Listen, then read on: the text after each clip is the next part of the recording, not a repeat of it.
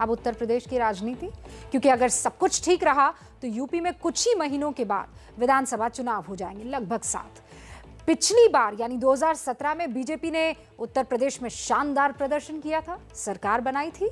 लेकिन क्या इस बार भी बीजेपी के लिए उत्तर प्रदेश में बाजी उतनी ही आसान होने वाली है? क्योंकि यूपी में तमाम मुद्दों के साथ सबसे बड़ा मुद्दा किसान आंदोलन होने वाला है, और खास तौर पर पश्चिमी उत्तर प्रदेश के लिए। ये दिल्ली और यूपी की सीमा पर गाजीपुर बॉर्डर की तस्वीरें हैं, जहां पिछले कई महीनों से किसान प्रदर्शन कर रहे हैं। हंगामे की शुरुआत तब हुई जब गाजीपुर बॉर्डर पर यूपी में बीजेपी के संगठन मंत्री बने अमित वाल्मीकि के स्वागत के लिए उनकी पार्टी के कार्यकर्ता खड़े थे। जैसे ही अमित वाल्मीकि आए, किसान काले झंडे लेकर आ गए और फिर बीजेपी के कार्यकर्ता और किसान आपस में भिड़ गए। पुलिस मौजूद थी, लेकिन इसके बावजूद प्रदर्शनकारी किसानों ने बीजेपी के कार्यकर्ताओं की गाड़ियों को तोड़ दिया। खूब डंडे बरसाए गए। जिस गाड़ी पर बीजेपी का स्पीकर या झंडा था उसे तोड़ दिया गया। गाड़ी वहाँ स्वागत कर रहे थे। कहाँ पे? टिकैत आया यूपी गेट पे। टिकैत आया अपने साथ अपने आदमियों को लेके, उन्होंने हथियार लेके, वर्षा लेके, लोहे के डंडे सारे से लेके सब गाड़ी वाड़ी फोड़ दी। आदमियों को हमारा भी गया, कम से कम 70-80 गाड़ी फोड़ी है। ये पूरा फरसा मारा गया। ये किसान नहीं हो सकते, ये बदमाश है, बदमाश है। हटा देना चाहिए, भगा देना चाहिए वहाँ से, क्योंकि वो राकेश टिकैत किसान नहीं है, वो बदमाश है। लेकिन गाजीपुर बॉर्डर पर किसानों को नेतृत्व कर रहे राकेश टिकैत का कहना है कि बीजेपी के कार्यकर्ताओं ने अपनी गाड़ियां खुद तोड़ी हैं।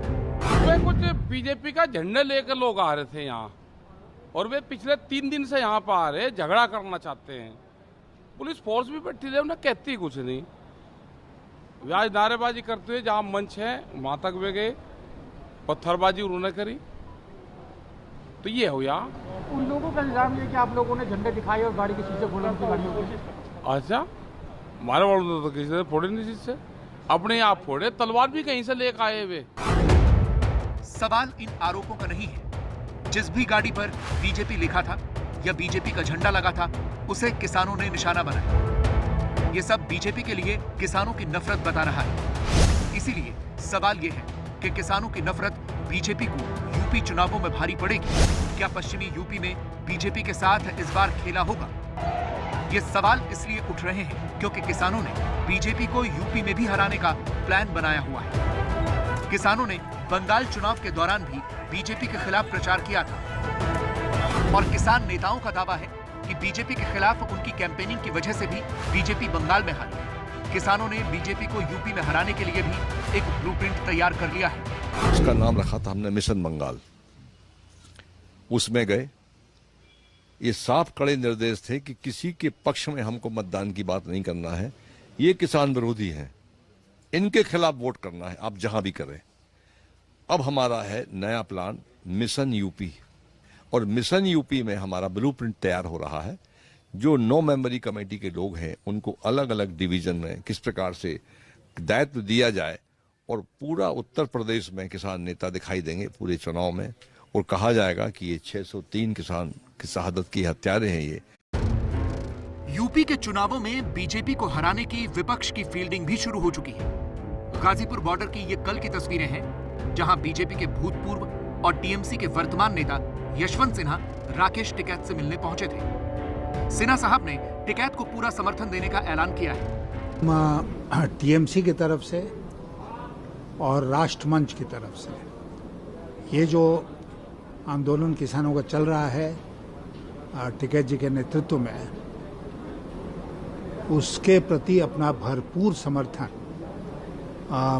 देने के लिए आए थे। जब ये विपक्ष में थे बीजेपी वाले, तो ये भी ऐसे ही काम करते थे।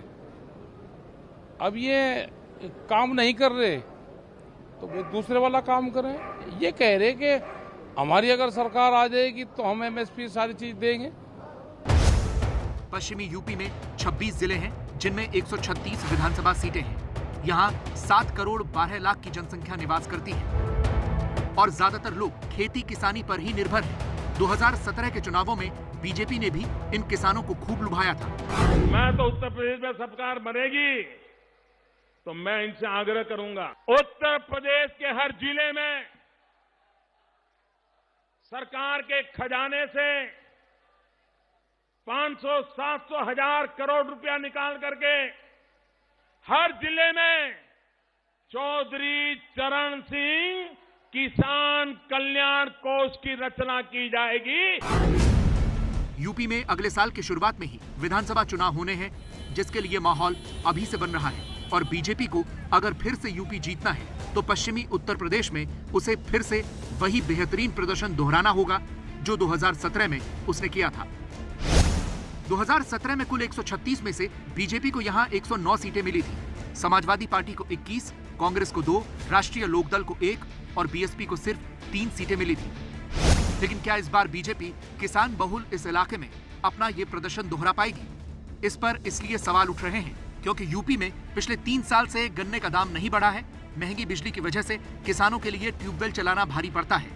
कोविड की वजह से बहुत सारे किसानों पर आर्थिक बोझ बढ़ा है और इन तमाम समस्याओं के अलावा सारे किसान उन 3 कृषि कानूनों की वजह से भी आक्रोशित हैं जिनके खिलाफ पूरे उत्तर भारत में प्रदर्शन चल रहा है। इस आक्रोश का असर भी बीजेपी के वोटों पर निश्चित रूप से पड़ेगा।